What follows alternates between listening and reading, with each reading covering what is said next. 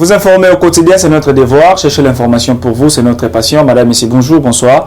Ça dépend de l'ère à laquelle vous nous suivez de partout dans le monde entier. Bienvenue à votre émission Sangoya Congo, éveil patriotique, Mokomo Lelo. Débat contradictoire entre membres, il y a Union Sacrée, Topé IDPS, na membres, il y a opposition, Topé Résistance, il y a Bloc Patriotique, membre, il y a SID, na bango Topé de l'Isolo ya Mboka Congo, débat contradictoire, choc d'idées, awa nakati ya plateau nabiso. Déjà, dès l'entrée des jeux, na gauche, na droite nabino, na Ndeko Delphin Mukendi, chargé de logistique de la force des forces défensives de l'IDPS, il azali parmi baye oyo balobelara IDPS, baye oba défendra Vision Mokonzi Mboka. Ndeko Delphin, bonjour et bienvenue à Sangoya Congo. Bonjour Ndeko Mombila et bonjour Nabandeko surtout. Bonjour.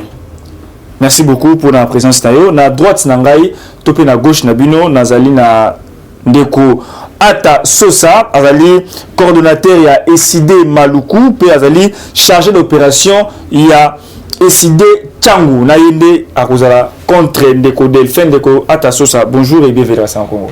Bonjour Eric.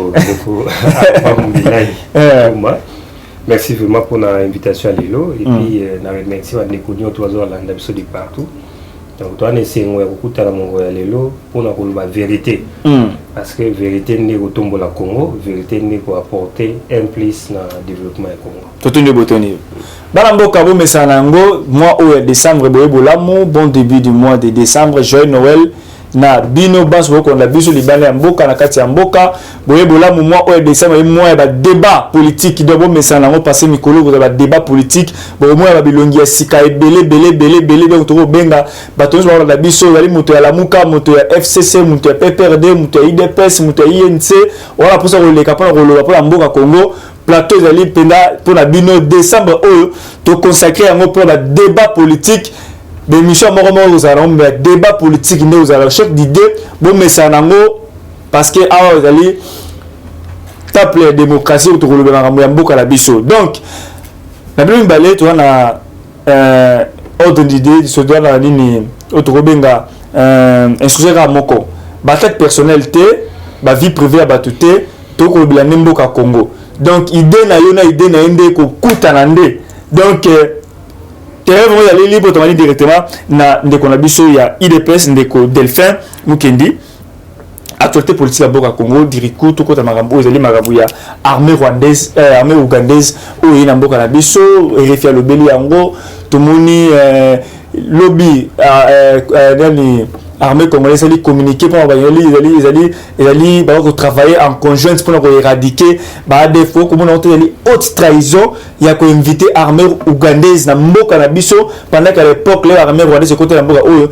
et Etienne Tshisekedi de son nom malba que non ils allaient trahison na mboka na biso malba mboka oyo on a 5 minutes bon omoni na mboka na biso lelo na Congo tokoma koluka comment place Ndeko Mombila ya kobeta libaku pona nazwa maloba pona ngai le président de la République a lobby en bien avant abenga armée étrangère partout dans le monde ça le maka partout dans le monde soki bomoni que non menace leki makasi basenga kaka aide eya na mboka pona koluka moye kosilisa guerre wana le président de la République a komeli oni a commis des stations surtout ils allaient informer na arrivé ya armée ougandaise et des bande qu'on a biso l'opposition bango cible na bango zani Rwanda Uganda nde batu oyo bazo take bazo menacer territoire na biso ya République démocratique du Congo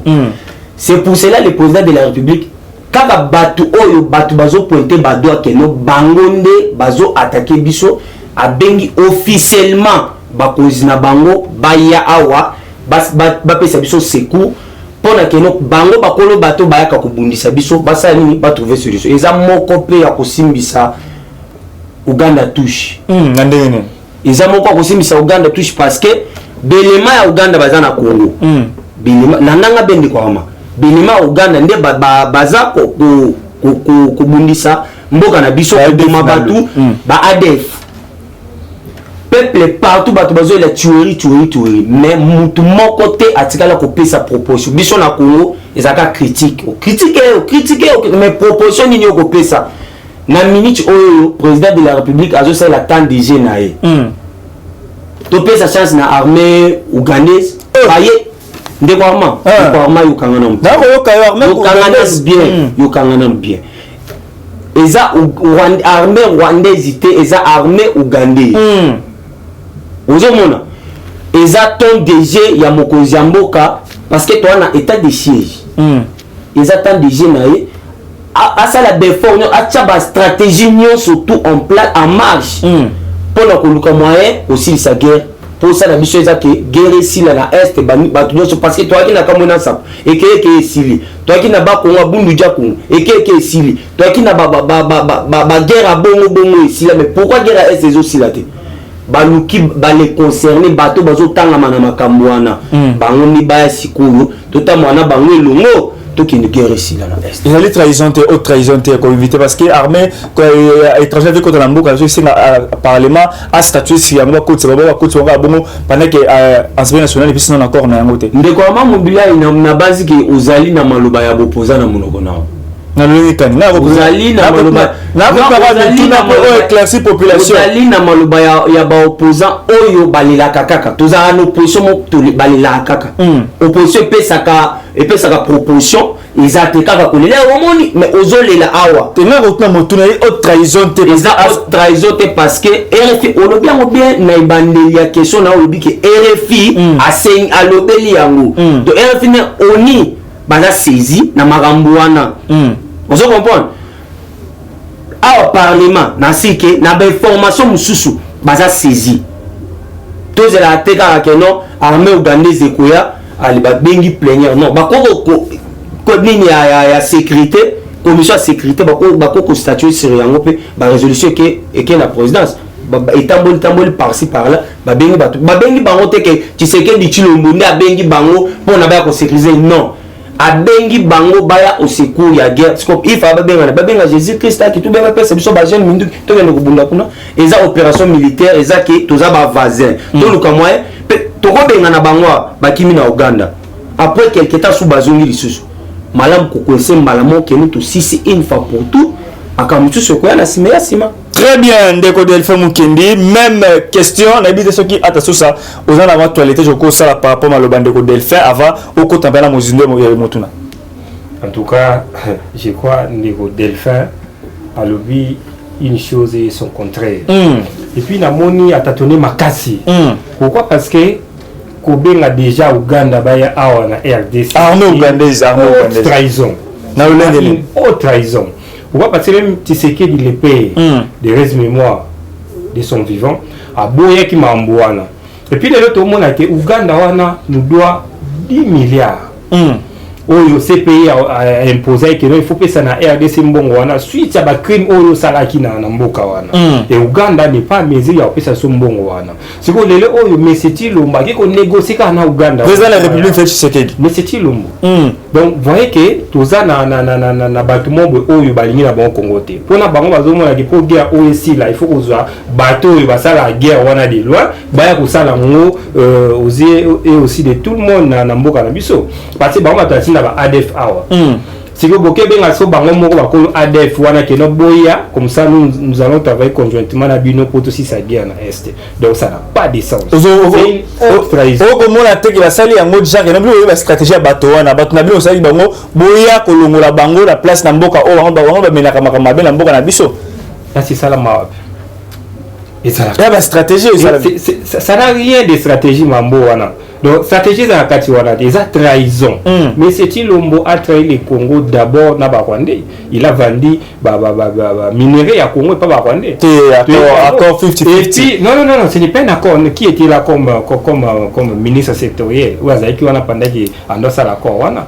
Puis surtout m'amener des osalema. Et puis les lois attaquent qu'ils sous Congo qu'on y mette ba Ougandais, ba ya na RDC pour baya soit disant ba aider aussi sa guerre. Pendant que bango ne va pas poser la guerre wana. Donc on n'est pas d'accord.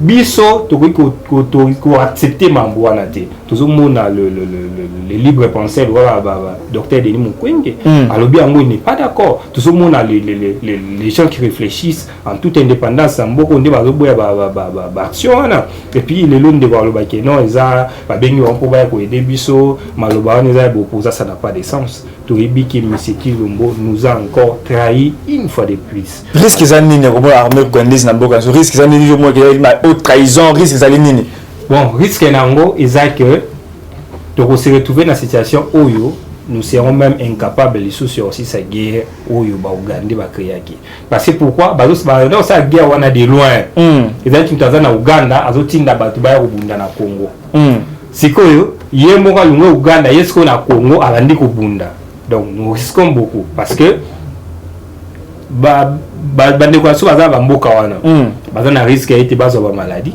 basi baza kuna batika na bazemi donc toyebi ba armée comment ça fonctionne ka ko ça que était ceux qui babi armée mobile qui est loin na mboka mobile qui na mboka mususu pona ko bunda ils ont toujours des conséquences belé tout monde ba Rwanda ba ya awa tout monde même ba pays belé nyoto aleka na RDC ba conséquences to za na bande ko mususu atika na bazemi bana tout monde même ba ka c'est comme be na mboka oyo parce que il y a des gens ba yaki na cadre ya musala mais ba sa ma musu ya mabe mais on n'est pas là autre ce monde a beaucoup plus ya mabe za que ba Uganda ndenge ba yiwana awa baza siko na autorisation ya osala mabu bon basala ka te ba yako peut-être ba cadre le 10 milliards de dollars fois ça congolais sur na cadre la moto za alors peut-être to tindi armée la biso et ko de bino pour que bo traquer ba ADF parce que ba rebonisa pouvoir na biso Museveni ba bonisa pouvoir Museveni ba les mêmes rebelles ba bonisa pouvoir Museveni les mêmes rebelles ba bonisa ba ko bomande sur na est ya mola ba Museveni peut-être 10 milliards exactés pour bakangi da rapport à bomoko za kanango Chine kangi yango habité natinda armée na ngaya ko aider bino na bo peut-être pour compenser mbongo à CPT en tout cas c'est faux pour mambuana eza marambo ebimi pa Chilombo te 10 milliards wana ebima kala et makala déjà c'est payé à kata et puis par quel pouvoir justice à kata abike non il faut foutre amende autant na pays oyo yo kende skol ba ke non pays wana nazana ndio wapesa monter non il faut appeler ça mbongo wana et puis ko ya awa ezana ngote ke oso kindenge nini ba yete asilisa mamna ekunana ba ADF ye na Uganda et puis biso nous avons une armée force et l'autre se battre ça que mais c'est Chilombo n'est pas à même ya kotia ba moyens conséquents na armée pour que armée ba bunda ba si sa guerre wana vu qu'il y a ba stratégie wana te il ne fait que tripoter les choses. À ce battre en réalité, il faut ça la nini pour à sauver Congo. Pour l'opposition vous proposer nini pour éradiquer groupe armé le groupe rebelle est la biso.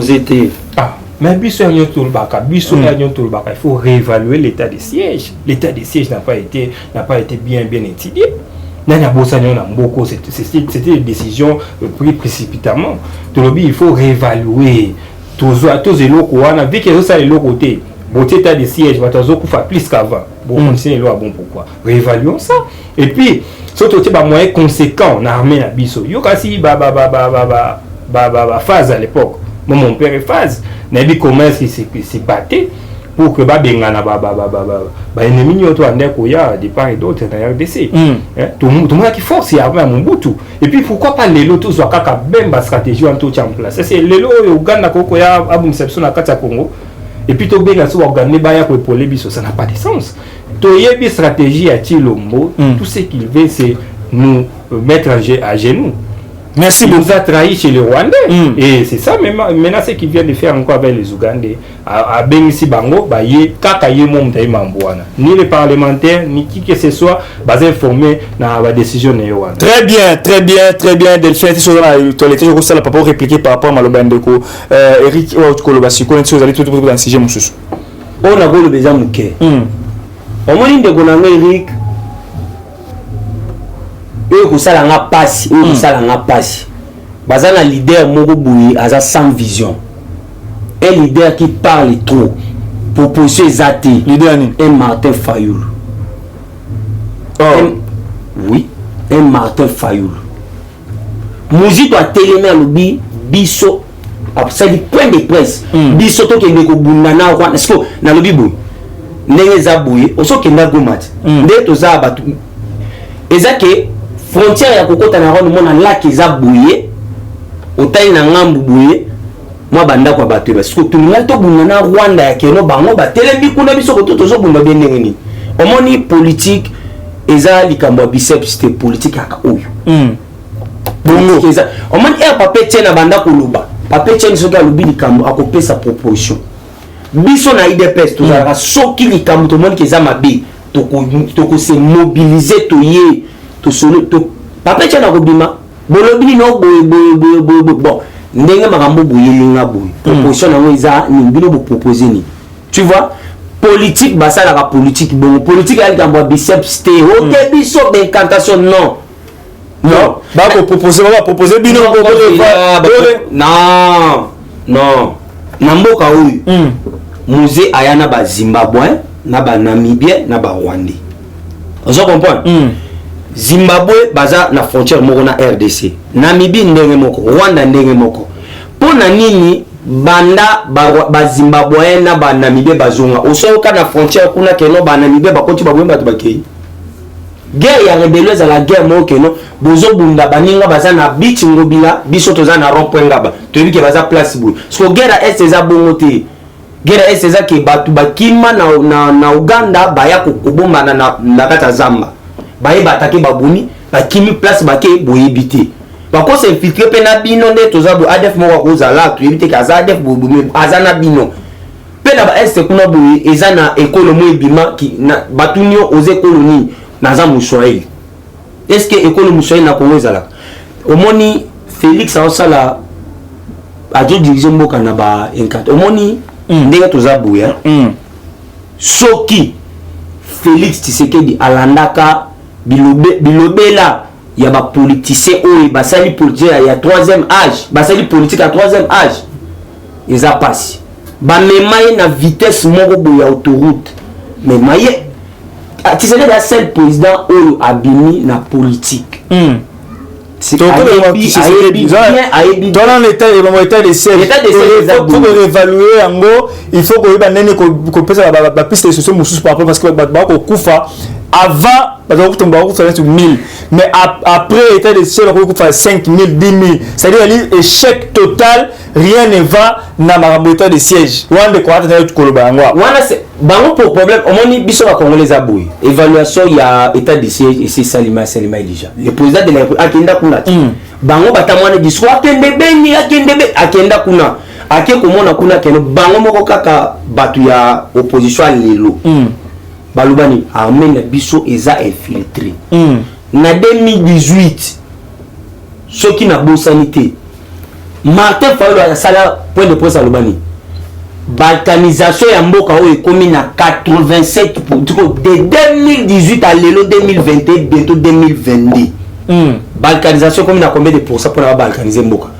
politique ya incantation eza mabe faut qu'on paie sa proposition pour évaluer l'état de siège président Kekuna des généraux corrompus à rapport aux gens qui ont 22 000 hommes mais kuna baza soki 6 000 eza moko ya ba makambo bazokende ko découvrir malembe armée na biso aki infiltré lelo to sali nyonso tout dégager bateau bakina ba poste clé ou banda ko sala keno guerre SSI la té oh c'est lo oui il y a des politiciens pour l'Assemblée nationale le bilango a le beli ba député à Grand Kivu boy bobima na ba coupe armée guerre on ezake banda bando kanga kuna parce que ndeko alobini ni bango bazo ba Ougandais bazo uta bazo ko menacer biso oui ça tombe bien mukoloni no somon banda bando kanga ADF kuna na ba leader na bango o somon bakani leader moko ya ba ADF waza na société ougandaise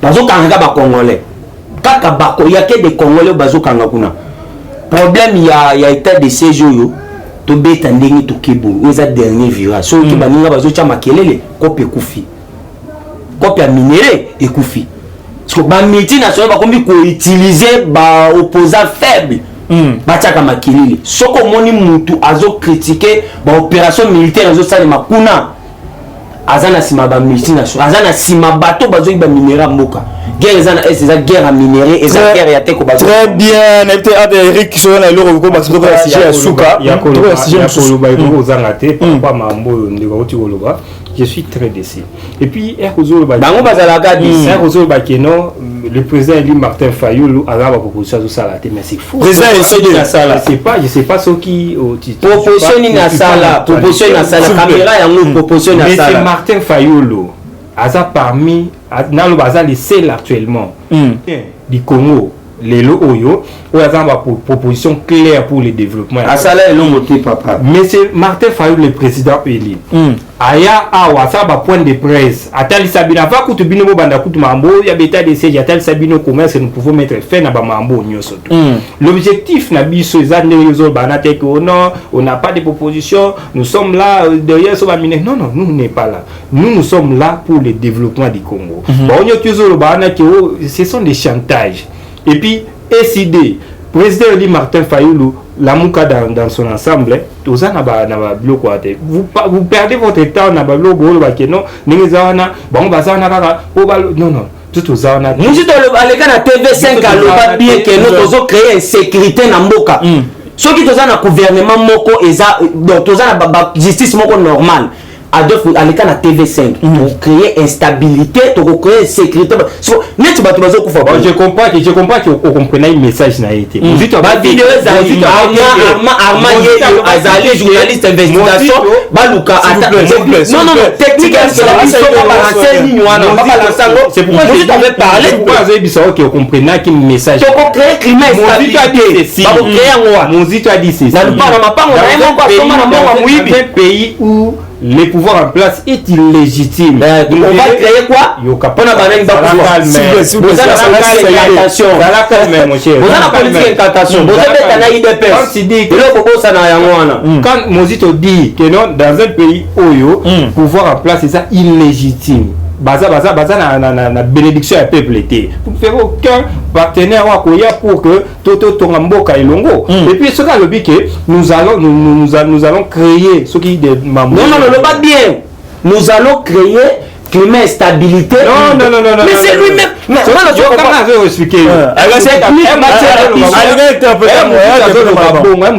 lui-même qui a dit.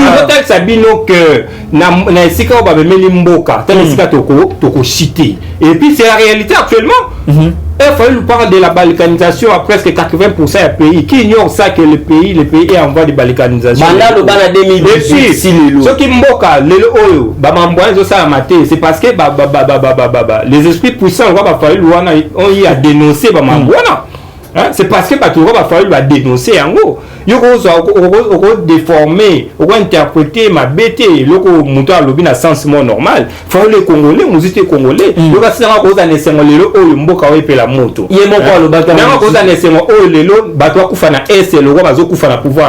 qui peut être d'accord avec tout ça. Nous on n'est pas là dans le nous sommes là pour les Congos. Nous travaillons pour l'intérêt des Congolais. Alors nous sommes venus pour parler de la vérité. Vous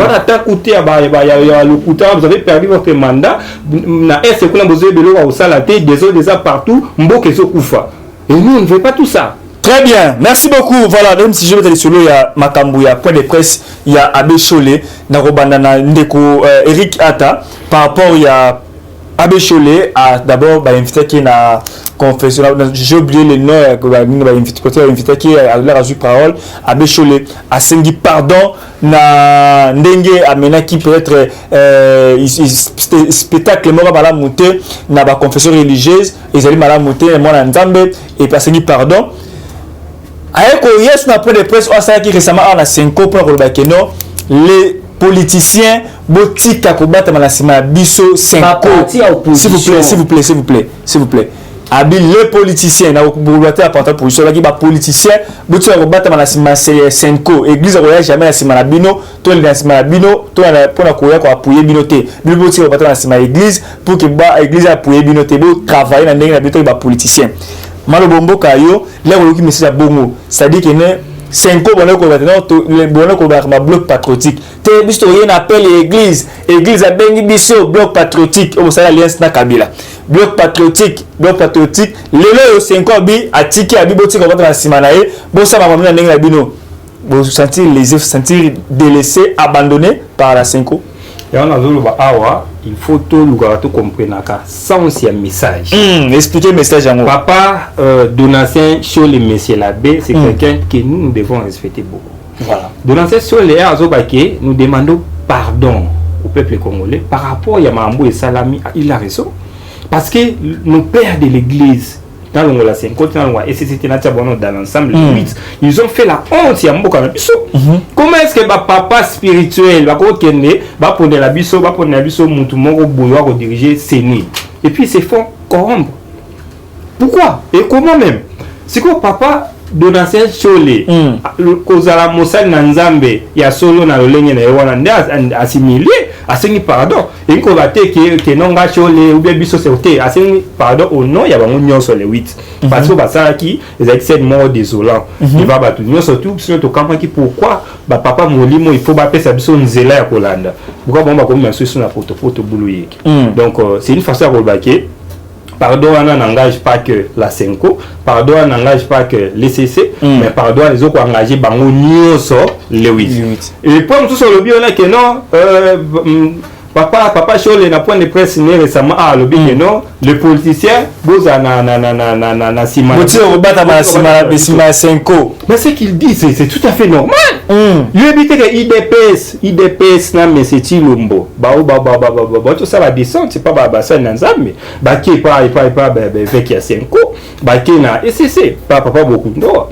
Malobani ba ina osola kuna. C'est une façon ya koluka mesure de clémence pour que batuana bazonga lisusu na sema kolona batuana bazonga lisusu pene na c'est que yango démarche ya apaisement ya c'était ça l'objectif vraiment il était que pour ba moto ba kenaki pour que baluka bato ba perdre da confiance na bango balimisa bango pour que bazonga ensemble ba travailler et puis sur la même ba déclaration ba avec au moins il y a un temps pour toute chose. Voilà, il faut que le message na bango.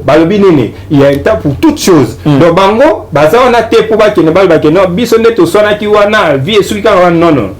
Vie suki wana te. Sona ki passé bango baza ba la vérité. Et ba moni vérité wana eza défendu te. Ba côté le melango. Ba moni que vérité wana ezo tato la malisusu te ba ko sepelate. C'est pourquoi moni que message ya message Chilo Mubalungu ba kida c'est pas beaucoup ndoa on ba kino biso to yeli so c'est pas 5 mais to yeli sous awa et en gros mais c'est la bête Chole alobi que non ba politicien bo bata masima la biso c'est normal na bino émission oui c'est normal papa Donatien Chole alobi que non ba politicien ba bomba manasima ya 5 côté langage est clair to ti ko mona abande ko ya union sacrée nde ba ke oluka sur réfugié pas bato ba fingaki baki oluka réfugié pas bato ba batinda ki ba militaire na bango ba ki ne ko menacer papa cardinal la mbongo bango ba moni ke non pression to ko mozwa ezake na ba o ba fingaki biso ba komi ko zongela biso ba komi ko luka ko biso to ko manangam na bango OK bino ba politicien vous êtes des politiciens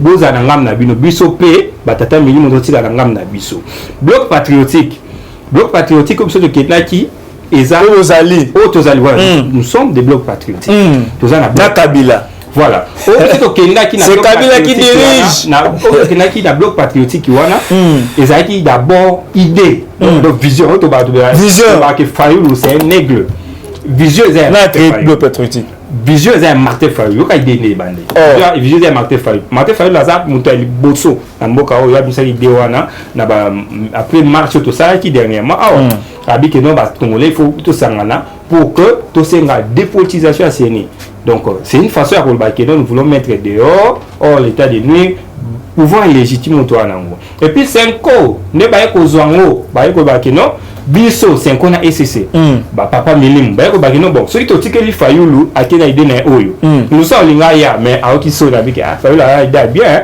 mais le ko eza Fayulu ngana odiete yango bango ba pa milim bazui yango bazui idée wana Fayulu ba lambi wana ndenge na ba ndo moni siko OK bande ko ya PPRD ba ye bande ko nyoto ka ko yawa na ba ye puis to sali force na administratif nyoto sali force to ko kate comment na tira a refuser en totalement non est na tira zo bambula chaque jour oui ba action forte na habité IDPS ba ganga ka kino biso to zaka na opposition do yo ka IDPS ba kinda seni depuis IDPS izalati le bazu pour 37 ans d'élite donc on va comment abiwa seni c'est la première fois de l'histoire au moins que non opposant to résistance biso to sangani to kei to ke le bateno to boy seni oyo nous ne voulons pas de kadima peut tout monde qui a tué ça maki c'était après yango de moni bani ba pour parler bon sentir lésé bon se dire laisser comme orphelin c'est quoi ba boy a rejeter botika la botika ba ta sima ya piscopoté c'est quoi bois qui sibini est-ce que bon quoi remobiliser nazozonga les sous na iloko na lobaki pour ça qu'il a fiasco avant tout ça qu'il a fiasco to comprendre message ya muntu ça déclaration 5 il y a point de presse ya papa Chole 14 points pour que menacer ils ont 14 points à l'obinini ils encouragent les citoyens les laïcs que nous sommes à mener des actions fortes pour que tous au Congo encore plus digne qu'avant. Très bien. Oui, très bien. Ça coûte le comment on va délaisser Bisso. Il y a ce qu'on encourager Bisso. Nous sommes, il faut se prendre en charge parce que c'est nous qui souffrons Bisso la Congolais. Très bien. Delphin. Devoir ya kobunda pour que Makambo change. Delphin. C'est un peu pour nasi ça. C'est un peu aza toujours la bloc patriotique et c'est ça toujours la bloc patriotique. Et si dès après alimentaire faut la bloc patriotique et puis dans la partie nous sommes dans la force vive nous surtout va soutenir dans le bloc patriotique tout ça toujours ensemble. Merci beaucoup Delphin. Aux appels à minutes nayo par rapport 15 minutes hein 15 minutes tenez lingonga par rapport à minutes on va relier au résumé en gros mais tu na toilette j'aimerais qu'on motuna par rapport ya makambo ndeko Eric tu connais ça dans toilette non ndeko Eric bazo rêver nazo continuer ko le bango bazo rêver peut-être makambo nazo loba mator na bango aibi je comprends le président Eli Martin Fayulu président Eli awa président Eli awa un président Eli à la mukina ndaku na ye abengisi batu parce que mutu nyonso to azolobaka on dit peuple obengisi batu peuple yango baye baye kolanda kiboga na yo te peuple baye koyoka wezo mana monoko na yo otelemi na liboso ya peuple bana Congo Kabila bengi ngana za pouvoir na boyi témoin nani Laila Zerougi Laila Zerougi musale kufi on est longolé na Congo to tine to kuna poke musala ba médiation pouvoir musale sili EDD ba benga ngana ki nous a pouvoir na boyi oboko ke za pouvoir okoma mokonzi ya mboka na biso mais on nimi ko sala opposition na Kabila to koza ye azoka moi solola obanda ko lobana za ki sui non banda ki kinya ozobeta na IDPS ozobeta na IDPS yemo ngate ngana zobeta la biloko bango ba Martin Fayulu on m'avait appelé ya kokele ko zapoya no oyi mais aujourd'hui ça doit accepter ko sala opposition na Kabila nazoni makozwa gaz nzela moko na Kabila ozo comprendre vous savez bloc patriotique basali bloc patriotique on oza journaliste ya politique oza journaliste ya politique oza journaliste ya politicien na marche ndenge tokendaka na marche tosi tosala ngwa chez biso babengisi ba force vive mosusu bayeba ye Martin Fayulu kaka oyo chez biso ba kuna na 10e place politique parce que politique a commencé à na sanzité les ana fa de nage kuna na sanzité on se comprend Martin Fayulu aloba bien soki kamere aye na fac ngai na saini na longwe on se comprend mais leloyo batulobi babengi okoma mokonza mboka atreta Tshisekedi na bamonyo so patin placebo Ilinya Pamba un politicien impoli ozo finga mokonza mboka na yo après nyonso tout oye ko baluse bambe kombo dictateur pour ni ba politicien congolais ba na sonité et ozo mona lenge biboyi azo défendre Buzoba Buzoba ndenge idéologie Martin Fayulu azana idéologie même popularité na ville Kinshasa za na monté tout na ponani Martin Fayulu candidat na Lukunga ndeko Eliezer a battre ye théorie il y a une fois presque na logo asala campagne mazela ndeko mazela abimi député ndenge non asala campagne la présidence abimi député ndenge un homme sérieux obimika pana yo candidat président de la suppléant c'était son suppléant d'Azaki candidat non écoute non et puis la partie Chilombo sera pour sa biso a gagné Chilombo on m'a dit bateau bazolanda biso tout ça là c'est pas beaucoup respectueux problème dans les abouilles Martin a postulé na Lukunga ndeko Eliezer na Lukunga nana bini lauréat kuna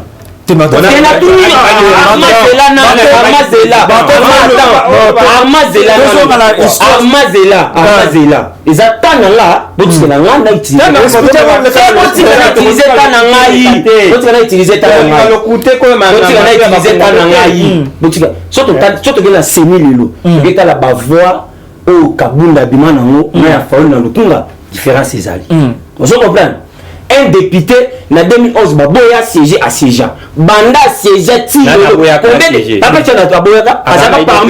il fit de l'IDPS tu vois maintenant que bozo ça la politique il fit de l'IDPS leur papé tena zo kitana tunio message abimi na liste ya IDPS décision ezaki abimi na liste ya IDPS abimi na liste pourquoi si papé tena kufi ils étaient toujours en franche collaboration na Martin Fayulu yo bosani yango nani wa ya munu zo pesa na déclaration moko que non Martin Fayulu papé tena tche liboso boyekeno kende ko pesa message yo utie pananga rien voilà tout comme la question mais quoi moi ça là c'est 3 minutes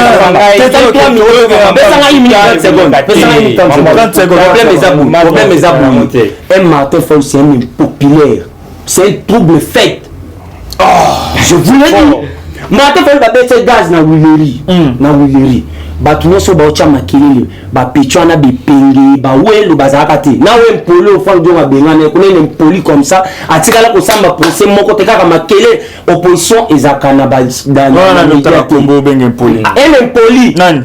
babengana kuna ovandi bo est ce que oyebi parce que ngana nanga muluba na signification ya Chilombo moto azo diriger débat eza Armand signification ya Chilombo eza Elombe fumu peut-être boye barate so benga Chilombo zo maneti ozo kitsaye Martin Fayulu azo gaza babiso na bande ko Eliezer nde tout ça là que no oui si ambulance à Monisco ezwa ekende nae lelo yo bato bamona na musika bazobe aza liberté. Merci beaucoup. Motuna sikola par rapport à marabu abesho la sengi pardon na peuple congolais balimbisaye na spectacle ba menaki dans la confession religieuse et puis a eu que non botika ko ba politicien bino politicien botika ko bata manasima ya ba episcopo bosa la politique na bino na ndenge na bino motuna wa ngwana ko répondre nini par rapport na yango pour nanga abeshole atali avant ya koloba makambwana babeti na démarche zo comprendre na bango na Kabila basangani bango nyonso amoni fiasco mais eza fiasco na moka o IDPS bengi mars ezala mbula ezala mo biso to bimaka mais bango donc raison ni bazo mbula ozomona mbula déranger moi ko les gars banzele zate bulu kine ko za inonne donc mais yango mona ngai na lobaka yango bien politique ezali biceps te en pleine conférence de presse maloba wana ebimi na munoko abesho le nini en pleine conférence de presse Serge Welo soi-disant kala tuzaka mutu uti poto avena biso uti poto muto mais yoka muto uti poto oyeki ni poto mamukala ba ya ba politicien moko mukala c'est mukala oleki bono peuple jeunesse congolaise bazali banda bazolinga bayeba utemba lobi to tourner en pleine conférence de presse sur la lobby na bango le bobima sortez nda eko bimisa mwana après avoir ko bingana est-ce que bato botokota mwana bango bato incantation botokota mwana bango non c'est quoi box parti abengani bango ba vidéo za ba téléphone na ba tout congolais nyonso amoni yango avec monaki au moins que chaud mais c'est ngana otna mituna ndeko ata tout ça non ce qui le côté ndeko alobi boye ndeko kama lobana ye alobi boye banda IDPS et sala marche banda to banda ko sala marche nan to koma na sénité noko IDPS a machine à politique ba meki ko glisser malonda awa moye telimi ça signifie quoi awo bo wa machine mais yo moko mutolobi IDPS a machine à politique a machine à politique IDPS a écoute-moi IDPS a seul espoir Yambuka Congo oyo batu batikalaka nango pendant que bozoko kakoko batu batikalaka nango bajijaka bila ya mutu na ferme mais vous êtes fait mandat boza batabe to bo ita élection za tokele musi bazo senga dialogue ponene o bako voter musito bazo senga dialogue ponene Félix abeta bien dialogue musito dialogue anya parce que ba parti prenante nyonso to basangana ba politicien couple mais ba conseil non eza conseil na mutu aza élite ba conseil ndeko yoka Chole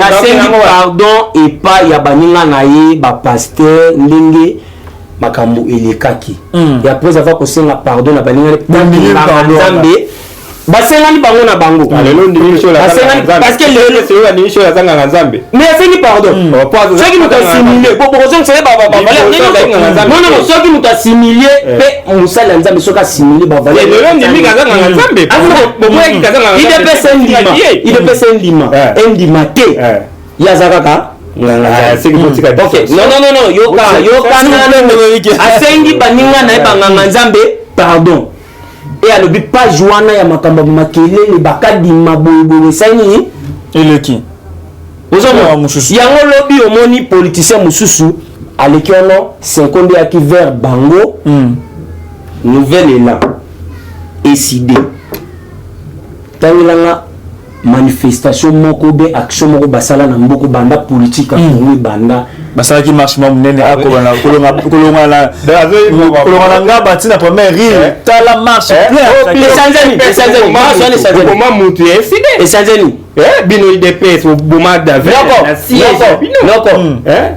soki na kimio olakisanga place oyo batombe ya ba militaire ya ba parti politique na mboko na komemo place bakunda vient na Buxon on n'est pas là papa on est là tozo banda politique tozo tangisa bino politique l'état parti au pouvoir bobo omi mutu eza soni paisible citoyen zo leka ebo moni ndeko ma ozomona ke oeza bukata ton déjà na il faut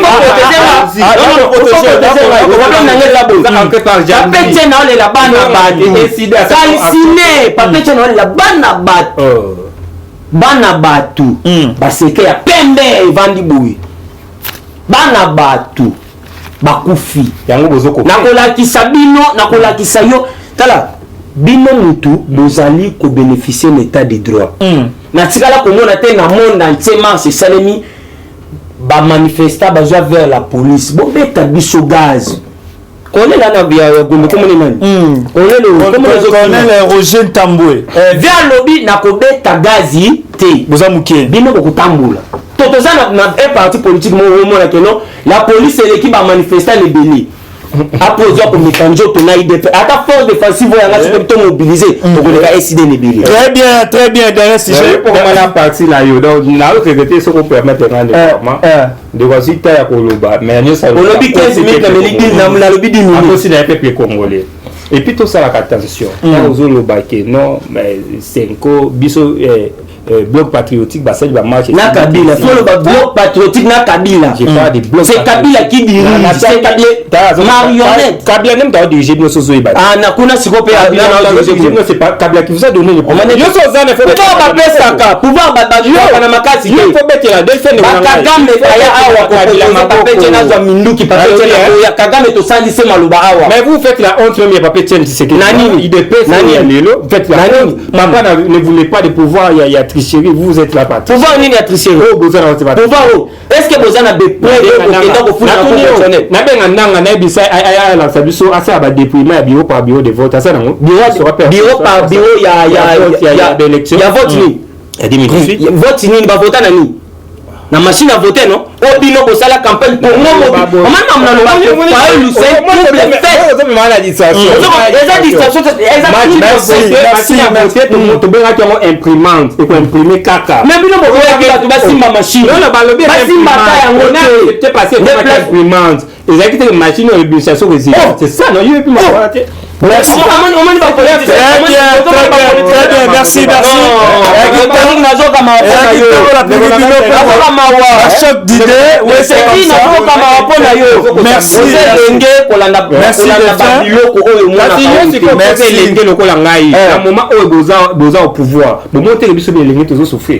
Merci. Voilà, on a fait un travail. Avant dernier sujet, vous êtes incapable. Eric Atta, Bouyé, 1130 tonnes, il y a Chéchard, les produits surgelés, et Outi Namibi, et peuple congolais, Alia Koudiambote, Alia Amela, Ala la bien fêté Malam Mingi. Omoni yango ndenge nini komona ba chencha ba produits surgelés mi pandi ba kuisi ba soso et outi mboka Namibie pour koya koleser ba peuple congolais par rapport na yango ko lutter pour la biloko oyo yaki ko mata ekita mais on ça c'est une insulte na kosi ngo ndimbalelo ba muté oyo eza ko finga ouais mon ça va bi ba minimiser yo un peuple ou ba minimiser ba makia ba bon nous avons le lac Tanganyika avec un lac le plus poissonné au monde tout ça na ba fleuve le fleuve Congo ça c'est fleuve Congo tout na océan Atlantique tout ça na ba rivière OK so ko koti o Lembimbisi mais ça fait la honte au moins que pays le RDC faut biloko ya kolia le quoi poisson surgelé ta bloc mususu wana so ba bani et ya na mboka na biso uta Namibie et puis quand on met maboko les gens sont d'accord parce que non et avec cette promesse non ça c'est nous diminuer Congo RDC Congo so to banay ko zela au retenu que non ceux qui opposent à Zubo Konzi à sa dimension à Congo te vous aussi Congo si mat les lots au télé to ko sa bongo les lots au té to battre na guerre ya Kabila le père ça pouvait se faire mais Kabila le père ça la montée bino les lots au bossu Bokonzi incapable ya ko bateau de pêche et pêcher les biso na mboka na biso Congo ko ça ba ko kuna po wati na no poisson le lobe ba ko mo senga bina ngo ko mawo bato wana ne ba ko menacer biso non en fait la honte au Congolais nous se paye la montée na ko se peine no bon pourquoi ngamoko naza na ba bioko wana awa et c'est nka ba pesa banje pour que ça musala biloko ebima mais vous êtes incapable de pesa banje wana parce que besoin ça ba mbongo vous ça ba corps pour que bato mususu ba na yiba corps ba sali wana mbongo ekufi combien 80 quelques millions imagine c'est beaucoup so aso banje ba tiana na Congo ah yiba no produit pour na Congo tozanga Thomson tozanga ba surgelé ni surtout wana c'est la 11 pour ba sali wana za kitsa Congo et puis to ko beta maboko te balobaka na place na muto apesi on ne sait pas comment sera le passage ndeko combien na Congo pour la biso quantité balobiana ndeko Delphin pour aider à premier lot 11130 tonnes 1130 tonnes ya chercher au ba vidéo yango na WhatsApp awa au moniteur que non Fati Beto a promettre pas réaliser malbombo ka yo boni bolo mbeki message le premier que bande kona biso bana lo sambo moko boye et simbaté pour tous un discours il y a un profiter de l'émission on a bêta président de la République maintenant conventionnel président de la République avec tous les respects on y a té ba arme siko on y mboka na biso opposition ezate opposant o article na mboka na biso Congo ezali buma ba congolais on se comprend président a na capacité ko sisa bateau maloba na minute courage na ministre économie na ba effort nyo surtout asali pona biloko ya na Congo mais eloko nga na sepeli na ye alobini il faut ba bateau de pêche ça nini ouais mais le local on fera le 4 bateaux de pêche là 4 bateaux de pêche pas 4 bateaux de pêche 4 bateaux de pêche bientôt au komona on a mai oh c'est la promesse ne pas mon mbila pour les locaux en Europe et le Asie et que pour moi à mon côté et c'est un moyen de transport oui temps au bloc aux organisations pour et ça ni et comme awa bande qu'on a biso oyo donc le bateau de pêche koya babandi ko pêcher a ba ko c'est no ndunda to lia bateau msona on a ba biso en ka bondunda ezate na pondu bango le sam na ngazaki ebeba to ça nini toujours discours yango na lobi na mokonzi mboka azoza ba arme entourage monsieur le président de la République vous a droit RRT parce que IBP ça c'est l'espoir au Congolais tikalaki Congolais nyonso tikalaki nango to lingi te lobi le ko nazaki mal entouré Mobutu alela mal entouré Kabila le père alela mal entouré oya ke o ba uti ko zo ba mbona na ba BGF banka o ba komi lelo balé détail ya Martin Fayulu muta kabia wa ko tafa o Martin Fayulu ba benga Martin Fayulu za pouvoir aboyer les lois ndimi ko sana ba opposition allez la tête que non lobby nazaki mal entouré mais c'est le président Sukola entourage na yo basunga yo pona ki lobby batu oyo bazanga discours ça c'est masango moko ezo takanya makasisi ezo na kini 18000 omonya wa ezo na kini 18000 mais ko kene na te kasai bango baza ba distraction donc si c'est mission de du motonga nae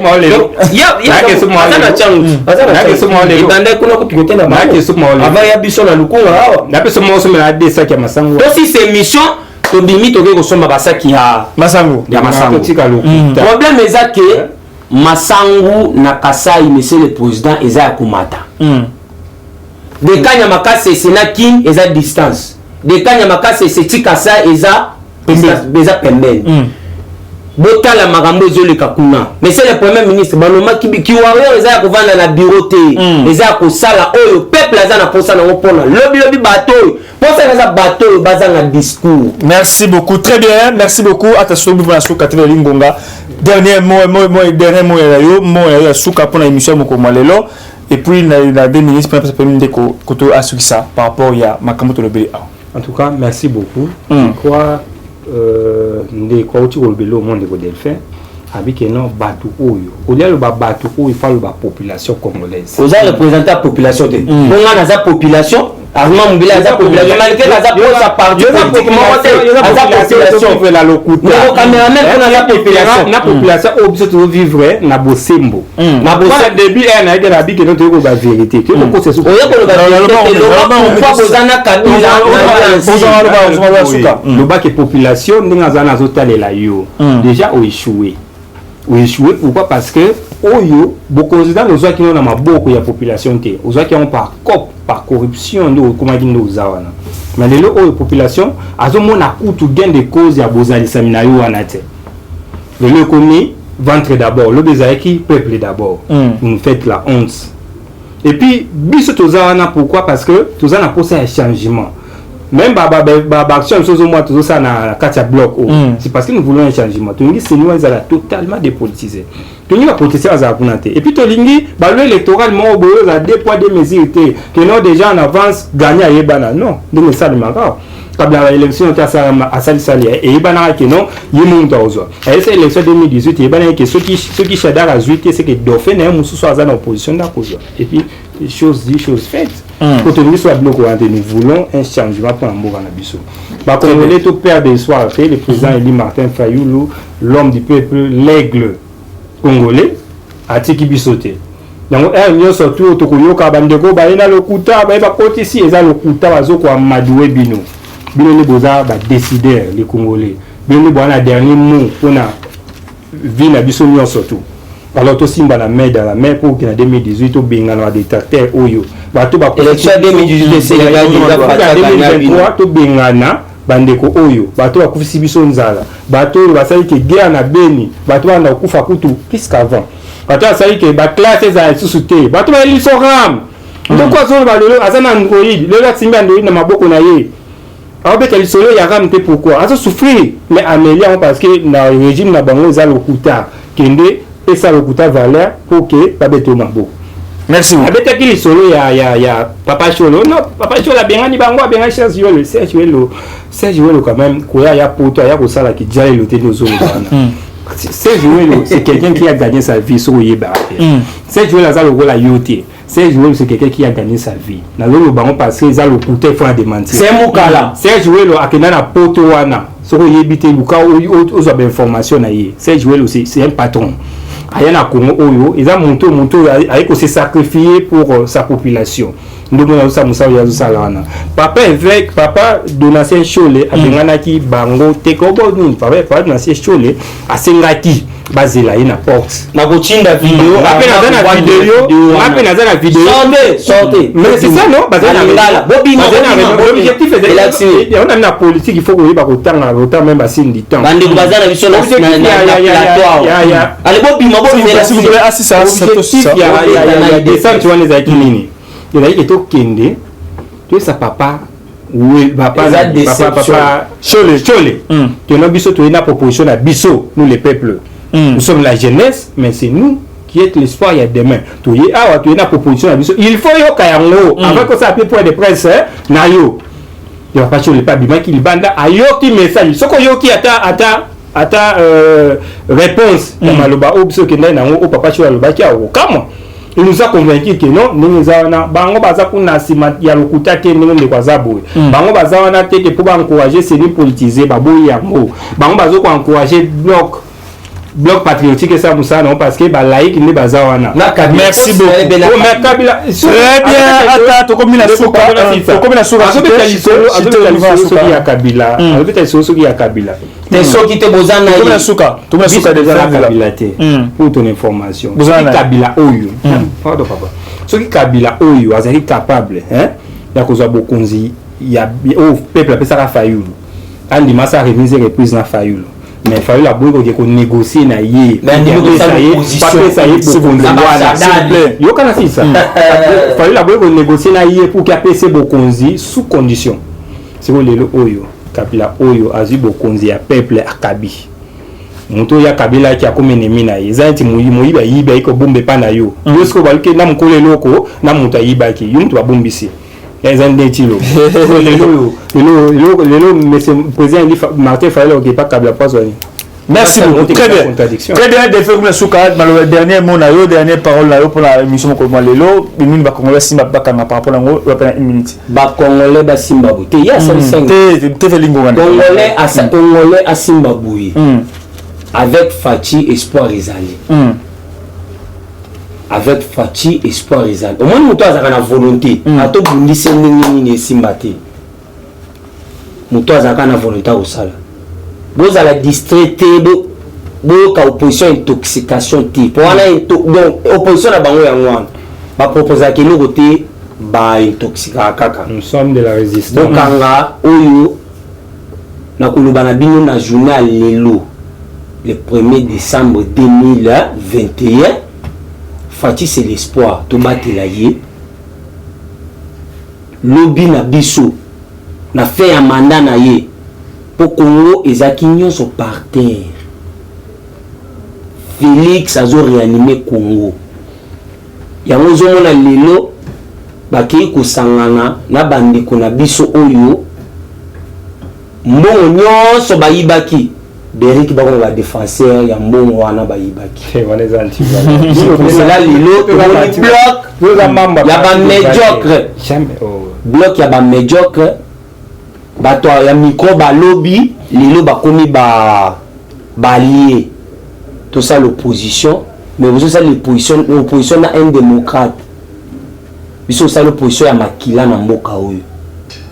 Bato bango bazo sangana bango na sim église catholique eza bato ba betaka basango eza bato ba déshabiller basango boma aussi mukini eza bato ba boma aussi eza bato ba makapangala likulula kufa pona makambo vena nga % baati ko panza ndako vena nga % akakufa pona makambo oyo peme fa muna kadina na IDPS to bango bazo menacer eza chez nous na IDPS to bango soko tchelinga vidéo Nathalie quelques combattants na kweba keno oyo baza ba depuis vidéo ni combattre le mona ngote je comprends mona nde yango na lobby boye Fayulu na minute oyo akomi bouclier ya Congo hold up aza bouclier nango Mutaro protéger au Congo. Azo protéger bafa quoi. Et l'information oh lelo oui que v ndenge zana v banda cardinal amonga au chez la bête elo ko na v azongeli Philadelphie. Na ko tindelo ba photo na Philadelphie ya première raison Sambila. Ama mobila oza IDPS. Vous comprenez? Na otindelo acheter exactement. Alongwe via Alongwe a continuer Philadelphie. Via zongeli Philadelphie. Ozomona ke v azan vision via zotelinga na boye. Yango na ko senga na ba congolais bo pesa confiance na mutu ya boyité. Mutu aza palissade. Merci beaucoup. Dernier mot. Merci beaucoup, Bandero Balandi. Il y a des débats d'idées, des chocs d'idées. Chacun a une partie politique.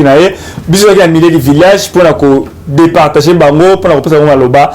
Dans le Delphin Mukindi, Ozali, Moutoua Singi Logistique, il y a Force Défensive, il y a IDPS, puis il y a Ata Sosa Eric, Ozali, coordonnateur, il y a ISD Malogopé, dans la matière, il y a renseignement, organisation, voilà. Il y a Esside Tchangou. Merci beaucoup pour la invitation, pour la disponibilité. Après Moula, nous avons dit que c'est un abisso au nez au tambour, la marque au tambour, c'est un abisso au 0 tout, fond, embouteillage, Bewa, Pimbo, sur le bêtis, c'est un marque au tambour, la marque, mais bande de dispositif, la marque pour la royale, la marque, Janzingo, la lumière, et c'est fait le cas de faut ça la plus marque pour la marque. Merci beaucoup. Je suis la caméra, en cinéma, ciné, dans la méthode, là. Juste après, ce qui est dans la zone parce qu'il y a encore d'autres débats, mais mais ça va débat sur débat, contradictoire sur des contradictoires, mais ça va s'habituer à un débat contradictoire et ça la rappelle bien. Pour avoir tiré la même chose avec ces débats, la rappelle biso, pendant qu'il y a il est pesté, il y a la rappelle biso, et ça ramala ou mine, tu as toujours au milieu, tu as marqué, tu as il est pesté, tu vas te payer la mort raté, il faut vraiment battre dans ce plateau, tu as ça va aider à Mboka Congo, pour comprendre, dans la ligne pour la Mboka biso, on nous revoit prochainement, bye. Eshima, votre magazine qui bat au rythme de l'actualité.